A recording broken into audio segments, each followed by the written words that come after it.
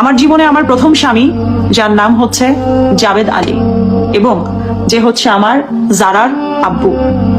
আজ পর্যন্ত আমার জারার আব্বুকে নিয়ে আমি কখনোই একটা প্রশ্ন তুলি নাই। তার সাথে আমার বনাবনি হয় নাই, আমি সংসার করি নাই। কিন্তু এটা না যে তার সাথে আমার হামলা মামলা বা তার সাথে আমার কোনো ধরনের বাক বিতণ্ড বা তার সঙ্গে আমার দেনমোহর নেয়া, নো।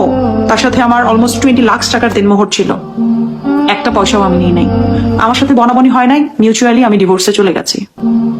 তারপর তো আমার যারা দুনিয়াতে আসলো, আমার যারাকে নিয়ে আমি স্ট্রাগল করছি।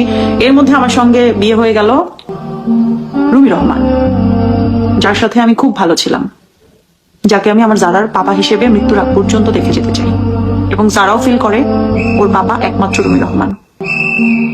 সমস্ত কিছু স্রষ্টার হাতে।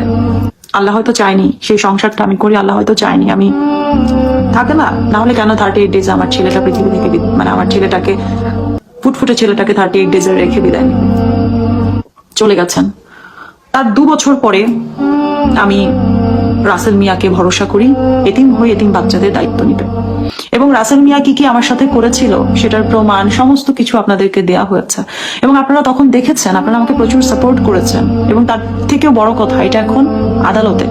আমি কিন্তু এখন রাসেল মিয়াকে নিয়েও কোনো কথা বলি না। জাতির কাছে ক্ষমা চাচ্ছি, পুরো জাতির কাছে, নারী জাতির কাছে, পুরুষ জাতির কাছে, সমাজের কাছে, সোসাইটির কাছে ক্ষমা চাচ্ছি। এবং বিশ্বাস করেন আমি নিতে পারছি না এই যে ধিক্কার গুলা।